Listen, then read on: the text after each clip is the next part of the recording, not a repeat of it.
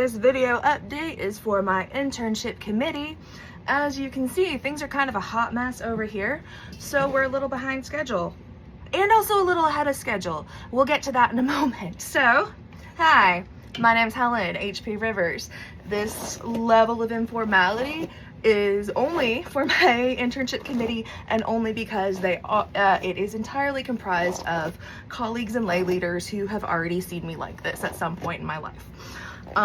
So here's the sitch. It is May. I started my internship in September, and I always had this idea that I was going to do it through the summer, and then I was looking at the MFC requirements again and realized, oh snap, it's one church year, which is, like September to May, September to June. So that's how we're ahead of schedule and behind schedule at the same time. So we're a little behind schedule because I'm a little behind on some of the deliverables that I owe you all. The way we're ahead of schedule is that I am in a place where I am actually ready to start organizing and putting together all of those deliverables, which include some extemporaneous preaching through the TikTok and other platforms, mostly TikTok, some videos and some resources.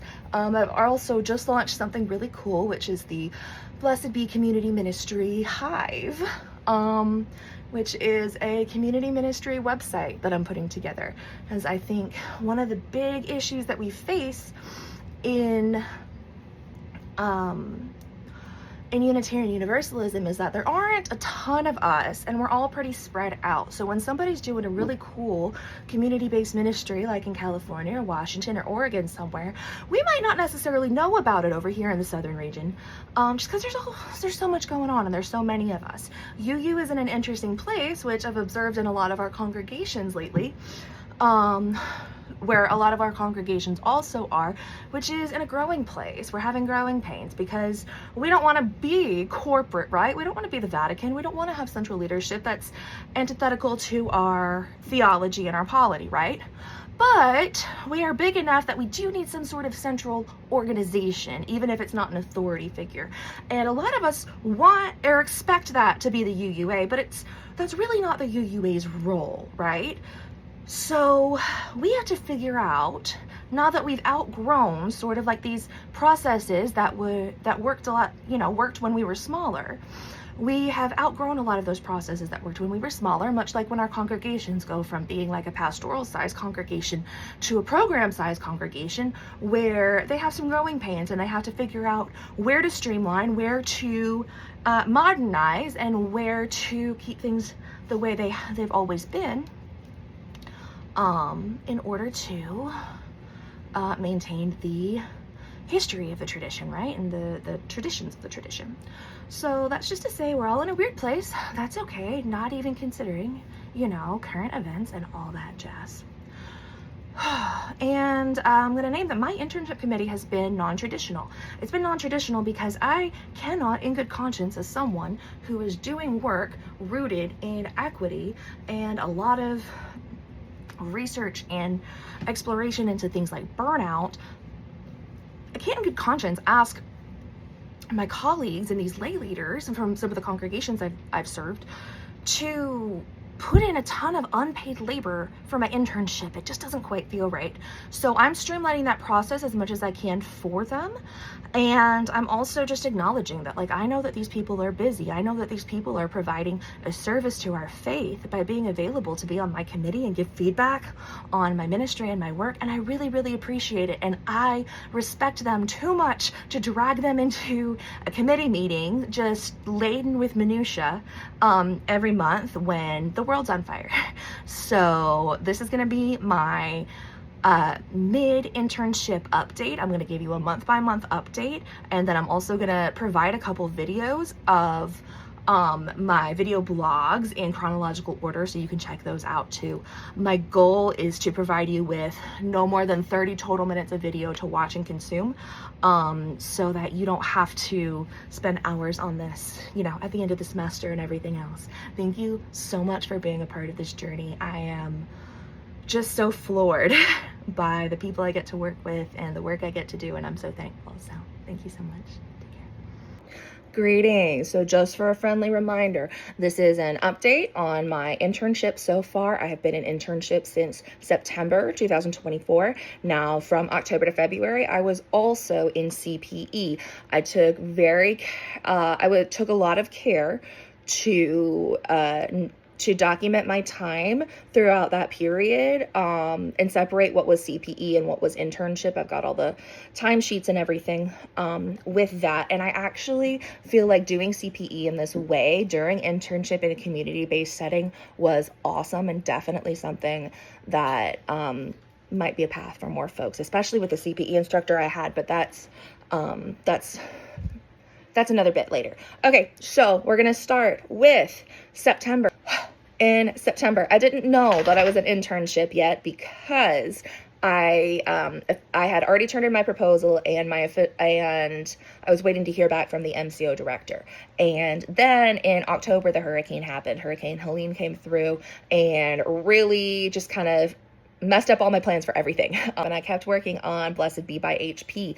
The MCO director let me know when he approved my internship that I would have to be able to articulate what makes my business a ministry.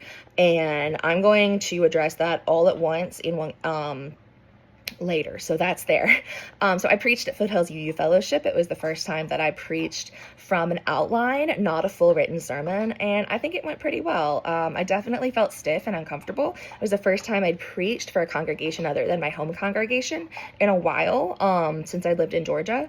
But overall, it went really well. And I preached about Swifties and social justice. Around that time, I was also getting into learning about my family history, and starting to do some genealogy, and that really influenced the sermon and my thoughts on that. In October, I was supposed to take about a week and a half off, my first vacation in a hot minute, to attend my best friend's wedding, which was going to be in Asheville on, I think, October 12th or 11th. So obviously that didn't happen. The hurricane happened about a week before that, and instead of taking a vacation, I supported hurricane relief efforts here in Knoxville. So my son and I went and bought about $2,000 worth of protein bars and wet wipes, like body washcloths from REI, and took them over to Tennessee Valley UU. And then we spent several hours that day and the next day sorting supplies, loading trucks, all that stuff. It was a really great experience, and I'm really so thankful that I got to bring my son with me, and he got to see that and got to see what it is to be a UU in action, living our values out in the world. I, at this point, definitely should have still taken some days off. I didn't hear from my best friend for like 2-3 days after the hurricane, and this is at the time when, the only things coming out of Asheville or out of that area were just images and stories of devastation and people missing. And it was really scary there for a minute. And he was okay. Well, he was physically unharmed, and his husband is okay. And they got back to Knoxville a couple days later, but it really shook things up, And the second or third day that I was helping with hurricane relief, I texted my internship supervisor, Reverend Chris, and I said, just for the record, I don't really care what the MFC says. Like, I'm going to keep showing up and helping whether or not my internship is like officially approved yet, because I wasn't quite, I guess, ready to be like in a ministerial role. And I wasn't like really trying to embody one in that moment. I was just, I'm a UU in the community, I'm helping. I brought my son to help. This is what we do. When there's something to do, we help. But I texted Reverend Chris and I said, I don't give an F what the MFC says. Like, I'm going to keep showing up at Tennessee Valley to help with hurricane efforts, and they can be mad about it if they want. And he says, well, to thine own self be true. And about 5 minutes later, I had an email from the MFC director saying, like, yes, I will, start your internship, backdate it to September if you'd like. And yes, the hurricane recovery efforts count. Like, good luck, talk soon. Okay, cool. So in like all at once, I was like, oh, okay, I'm a minister now. So one of the first things I did was start the Blessed Be Mutual Aid Fund, Rapid Relief Mutual Aid Fund. And the first thing we used it for was hurricane relief. So I said earlier, my son and I went and bought about $2,000 worth of supplies. I did not end up paying for all of that out of pocket. I ended up paying for maybe about half of that out of pocket. I did raise some mutual aid funds locally that went towards that purchase. I had the credit on my credit card available. So I didn't even really think about it too hard. I probably should have set a lower limit, because realistically I did take on all of the liability for that purchase without any guarantee that anyone was going to help me. But it worked out. I raised about half of that in mutual aid to put towards that. So I only paid about $1,000 out of pocket for that. And that ended up being about all of the profit I made on the business for the first 6 months. But no regrets, absolutely no regrets. So, October, instead of going to my friend's wedding, I ended up officiating a wedding a few weeks later for the very first time. My dear friend and colleague, Colleen, who was on my internship committee, I connected with her in the fall, and she said, yeah, she runs Magnolia Matrimonies, and she officiates weddings all over East Tennessee. And she so graciously allowed me to come on as her associate pastor and just take her overflow. So I've had several inquiries. Hi, baby. I've had a few inquiries from people, and I got to marry the most wonderful couple in October, Sarah and Omar. And I did not tell them that it was, Luna, you gotta stop. I did not tell them that it was the first wedding that I was officiating, because I was really comfortable, and I didn't have any trouble speaking in front of people or, being in that role and being in authority in that moment. So I didn't tell them until after that it was the first wedding I'd actually officiated, because I'd practiced, I'd preached, I'd done a lot of stuff. I've done baby dedications and water communions and just so many different kinds of rituals that this didn't feel too different, and we had worked on it so hard. I had a whole script for them. I wrote a blessing from their cat. It was adorable. And Luna, you gotta stop. And that went fantastic, and that just lifted my confidence, my spirits so much. Oh my gosh, I can't even. So I officiated that wedding. I met with Liz from the UU Hysterical Society. Luna, stop, baby. To start talking about our collaboration for UUHS t-shirts. And I also got this one. Luna, it's you. We're talking about you. Who's that? Who's the doggy? Did you come in October? Yeah, she came in October. I was literally, hi honey, I was getting ready to start CPE, and I had this weird hi baby. I had this weird idea that I should start dating again, that I was ready after my divorce, after everything, I should start dating. And then I was like, oh, that's a stupid idea. I don't trust myself to choose good partners right now. I'm working on that in therapy. Luna, stop. But I really do want companionship. So, literally one day I decided, okay, I'll start looking for a dog. I'll just start looking. I'll see, somebody will come up. I had been telling Henry that he could have a dog forever, after we moved back to Tennessee. So literally within minutes of me thinking, okay, I'll look for a dog, one of the RE teachers in Macon, Miss Trinity, posted in the High Street Facebook page, hey, I need somebody to take Luna. She belonged to a family member and who couldn't take care of her anymore. Hey, need somebody to take Luna. She's really sweet, really pretty, but we can't care for her anymore. And I was like, well, snap. Here's what I'll say about that. It did really seem perfect. It was perfect. I don't ever recommend that anybody adopts a pet from a congregant at the church they work at. Will you stop? Because she's a menace in ways that in ways I didn't anticipate. She's not trained. She wasn't vetted at all. I spent $1,000 getting her vetted. Yeah, you needed a lot of shots. Yeah, I spent $1,000 getting her vetted and fixed. And she's still a menace. But I have not hooked up with any fuckboys or girls or theys, and I have not made any other questionable decisions except her. So yeah, I think it worked out. And really the goal was, you have to stop biting me. Stop. A big part of the goal was to help keep me active, because I do get really depressed in the winter. And help keep me active, give me a reason to go outside, stuff like that. Reason to get out of bed on the spicy days. So that definitely helped. Luna, you have to stop. Down. No. No. Oh, okay, so that was October, during which time I was also getting ready to start CPE. So all of my CPE hours were with members of Yarn and some of my colleagues. I did one-on-one pastoral care with UUs online, UU adults and young adults, no children or youth at this time, because I couldn't figure out how to do it safely, like offer it safely, so I just didn't.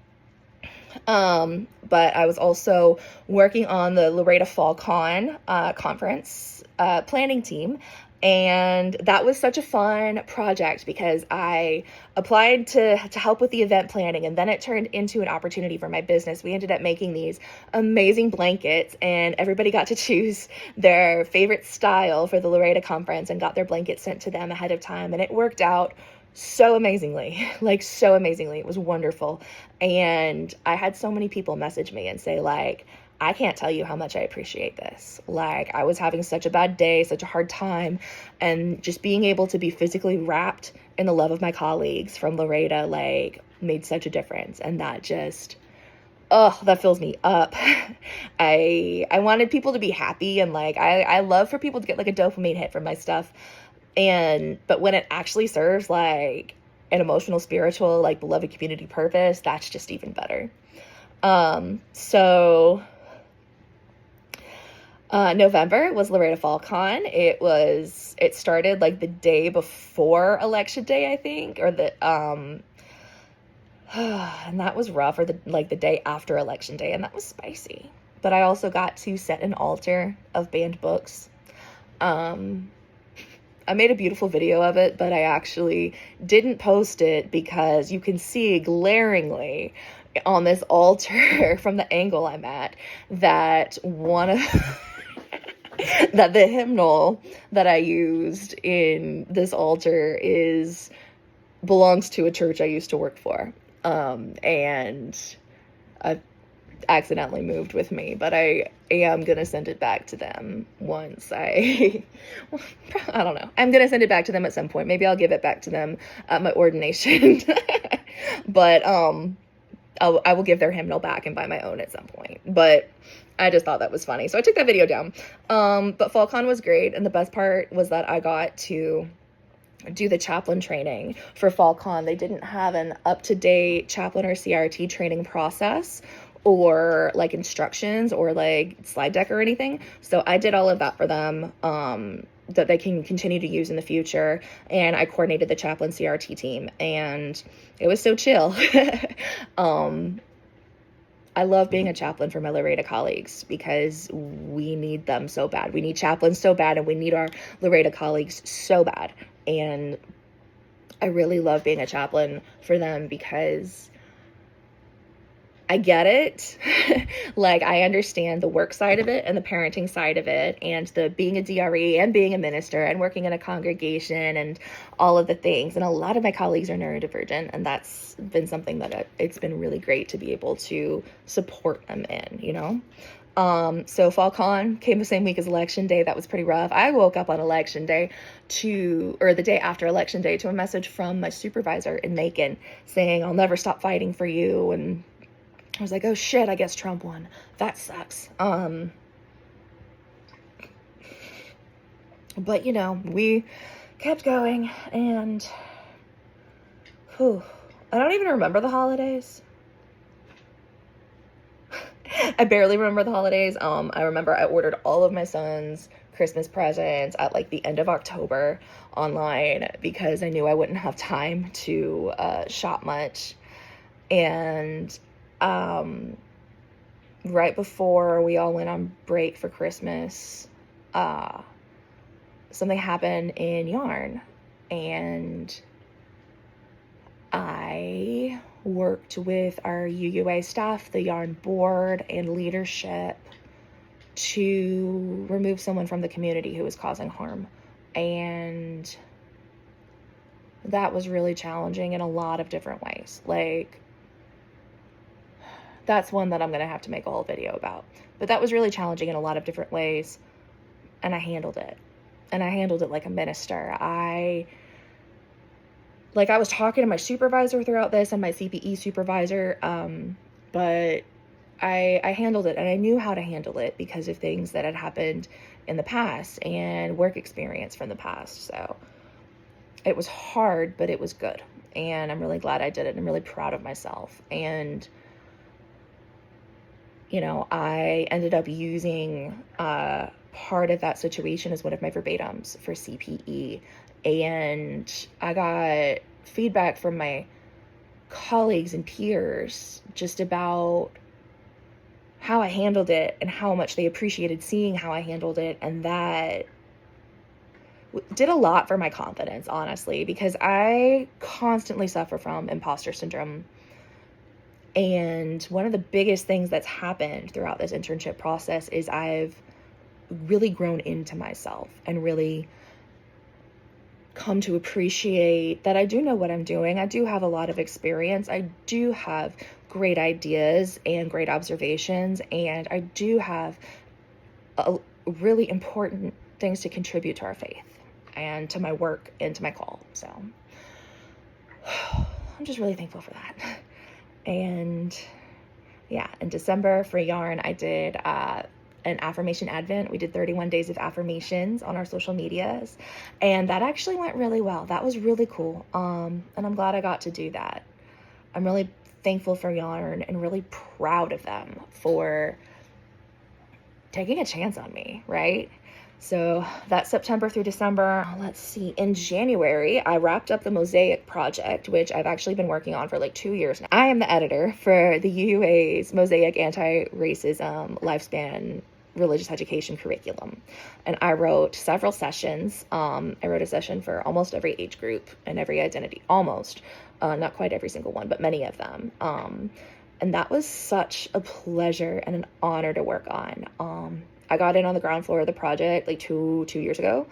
And I got to help shape what the curriculum looks like and some of the topics. I got to edit the curriculum for publication, and that was so cool. It was so cool to be the one making calls like, hey, I don't think I'm noticing room for Black students in this lesson. I think this lesson is assuming that all of the students taking it are white. Can we fix that? And I really like this song, but it would be more appropriate if, you know, we used a version of a person of color singing it, whatever the case may be. And I got to do that. And I got to bring a lot of my skills from sensitivity reading into this curriculum. And I'm just so thankful. I love doing stuff like that. So we wrapped Mosaic in end of January. And that was a lot of fun, just so much fun. And I went to Nashville for a couple days with my son for his autism evaluation, which we waited like a year for. I requested it right after we moved home last February, and they finally got us an appointment in Nashville this January. His appointment was like on a Monday morning. So we went up on Saturday and spent the weekend. It was really fun. I got to see the Taylor Swift bench. That was cool. It snowed. It was cold. But we had a great little time, and we went to his appointment on Monday morning. It was scheduled for like 8:30, I think, or 9. And we got there, and I handed the receptionist my binder, my 3-inch binder. It's thick. She's the thick of documentation of all of his interventions, all of his evaluations, all of his everything. And the doctor talked to us for about 5 minutes and agreed with me that my child is level 1 autistic, which I've known since he was 2. But it is nice, I guess, to have a white man with more letters after his name than me confirm it. I don't know. But within minutes, doctor confirmed the autism diagnosis, and it was such a relief. Here comes my dude. Hey, Pumpkin. How doing? Good. Good. I'm making a video for work. I'm going to be done shortly. You're so cute. Okay, get a snack. autism evaluation went really smoothly. Doctor agreed with me like within a couple minutes, and overall it was really affirming. It was a huge relief, and it also came with a lot of grief for me because autism is typically genetic, right? And I've been realizing over the last couple years that I got treated for ADHD in 2019 for the first time, right? And changed my life completely. And treated for depression for the first time in last year, changed my life completely. And now I'm realizing that, this anxiety that I lived with for my whole life isn't really just like this constant underlying anxiety. It's this constant underlying dysregulation and overstimulation. So it was really affirming for that doctor to say that I was right about my son. And there was definitely also a good bit of it like, oh, so I'm probably right about me too. And the thing is, this doctor said, he's brilliant, he's awesome, he's doing great things, but some stuff just shouldn't be so hard for him. And I talked about that sentence in therapy for like a whole session, like earlier this year, because having someone agree that it shouldn't be this hard meant everything. And it also means that it shouldn't have been so hard for me. And it shouldn't have been so hard when I was a child. And I deserved accommodation. And I deserved medication. And I deserved help when I was a child. And it's not cool that I didn't get it. Because I'd probably be a lot less messed up and a lot less depressed as an adult if I had been diagnosed as a child. And that is something that I'm gonna have to deal with and live with for the rest of my life. And I don't even completely blame my parents, because how would they have known? Right? They don't have the same education that I have. They don't have the same background that I have. But they could have, believed that I was having a hard time instead of just being lazy. But whatever. Not whatever. That's really painful, and it's something that I am going to be processing and dealing with for the rest of my life, probably, and that's okay. I'm processing it, but I'm not drowning in it. I'm going to be processing the fact that my parents didn't give me the childhood I deserved for the rest of my life, and I'm not going to stay there.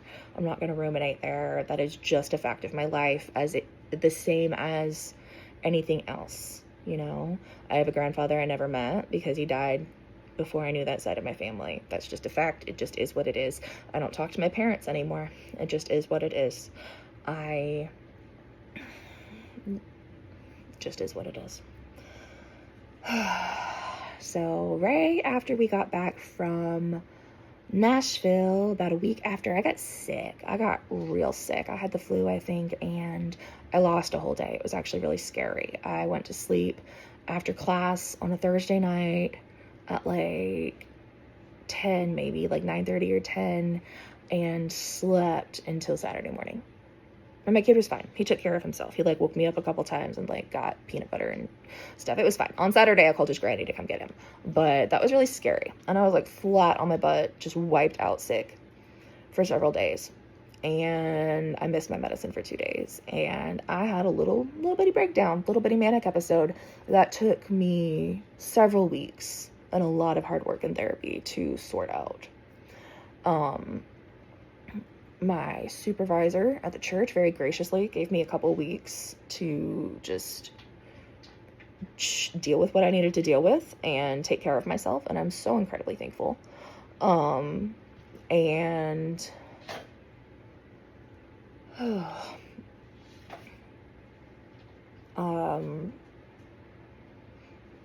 yeah. Yeah, I was burned out when I was getting over the flu. And then I had to get through the very end of CPE at the beginning of February and Henry's birthday party. So I ended up taking the 2 weeks after Henry's birthday off to finish CPE and just rest. And I spent several days just flat on my ass in bed, just resting. And it was wonderful. It was exactly what I needed. And something changed in there. Something changed in there. And I started really thinking about and starting to value for the first time what I wanted and what actually makes me happy and what my body actually needs and what my mind actually needs, not just what has to be done, right? My life has always been what has to be done. And after this, like, burnout, like, this was a scary burnout. Like, I've been burned out before, but not this bad. This one was a little rough. And my supervisor, when we were talking about this, she was upset, and I was like, oh God, oh no. I'm the worst. I suck. But she reminded me, she said several times, I'm not upset with you. I'm upset that you're not okay. I'm upset that you're not taking care of yourself. I'm worried for you. And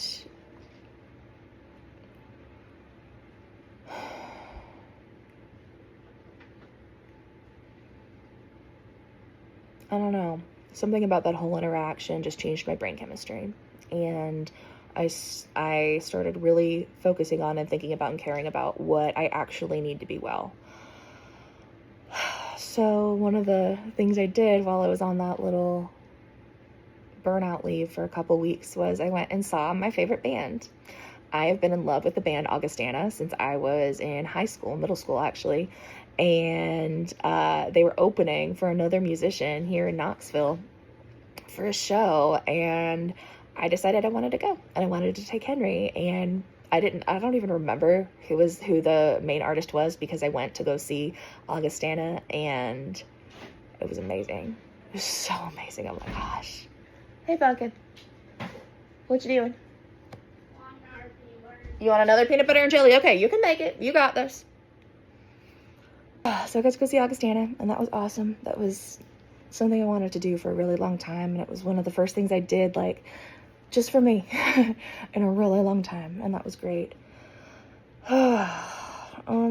So around the beginning of March, I was contacted by Finding Our Way Home about creating a blanket for their conference, and I ended up creating a blanket with their logo and a quilt pattern around the edges that has a North Star quilt square, which is something that people who were part of the Underground Railroad would hang outside their homes or like on their wash lines as a signal, towards safety. So I put that on there, and it was beautiful. It was really well received, and I got to give the sample one to Miss Elnora Williams, who is a member at Tennessee Valley UU here in Knoxville, and is the mother of the late Alondria Williams, who is just a titan of our faith, who we lost way too soon a couple years ago. And it was really special to get to give her that blanket to ease Mama. So that was awesome. I preached twice for Tennessee Valley, once in March, once in April. In March, I talked about becoming a minister and everything that goes into that. And in April, just last week, I actually did my 50 sermon again that I did at FOOF earlier in the year. But I made some improvements and some changes, and I addressed the fact that the Pope had just died. So it was a totally different sermon, but it was still really good. It was really good. Oh my gosh. In March, I also was a panelist on the Just Breathe podcast, where I got to meet with some of my colleagues and talk about equity and talk about endowment guillotines, which is what I think we should be doing with our endowments right now. But that's maybe another thing. And I also, in March, was recruited for a CPE residency. I absolutely did not expect that. I posted a video about raising funds for CPE tuition, because another thing that I did for the Blessed Be Mutual Aid Fund from, I guess, October until February was raise tuition for myself and a colleague who couldn't afford to do the CPE. The tuition, each of our tuitions was like $3,400. We both got a $1,000 grant, and we had to pay or raise the rest. And my colleague was going through some stuff and doing a lot of heavy organizing in their community, and really didn't have the capacity to do a ton more fundraising. So I took the lead on the fundraising for our CPE tuition, and it worked. We raised all the money. It was a lot. My grandma helped. My grandma helped us raise almost $1,000 by making these beautiful handmade ornaments that people paid like $50 a piece for, on a sliding scale. And it was incredible. It was incredible.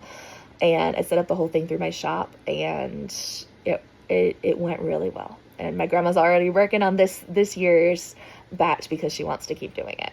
But on the last day of that campaign, I posted a video that we met our goal, and we were in excess of about like 26 cents. And I was talking about, like, I knew there would be abundance. I didn't think it would be 26 cents, but like I knew there would be abundance. And this educator from this program in Iowa commented saying, you know, for those keeping score at home, we're paying stipends and still recruiting at, you know, this place in Des Moines.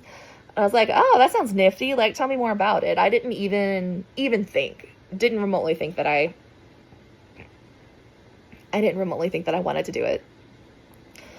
And then I wasn't going to apply, but I was still asking questions because I was interested in the idea of it. And then I was really like, I can't move my son. I really can't. That's not fair to him. Like, we just moved home. Like, I'm not going to move him again right now. And he actually said, I want to go to Iowa. That sounds cool. Let's do it. We should try. It'll be fun. It'll be an adventure. So I applied, and I interviewed, and then I interviewed again, and then I was offered the position. So I'm going to be a CPE resident at a hospital system in Iowa. And the part there's two parts that I'm most excited about. The first part is that it is an incredibly queer-friendly, trans-friendly employer in a blue city. Yes, it's in a red state. I've always lived in red states. It's fine. Incredibly queer, trans-friendly employer. Like, it's in their HR documents and everything. It's wonderful. They're incredibly inclusive. And second is that I am going to get to work at a children's hospital. Not exclusively. I'm going to be doing a lot of different stuff, but I'm going to be working some with a children's hospital, and I get to be a chaplain in a children's hospital. And that is exactly what I want to be doing. Exactly what I want to be doing. And that's wild, right? Like, who's excited about that? Who, like, wants that, right? But it's me. I do. Because that's just, I think it's been on my heart for a really long time. And this is finally making it clear what's been in my heart for a really long time. So that's really cool. So I accepted that. I can start at the end of May. Like the second week of July or the beginning of September. And at this point, I am just trying to figure out how I can afford to get there as soon as possible to start working, because my position at the church in Macon is going to wrap over the summer a little sooner than I anticipated. And, you know, eggs are expensive.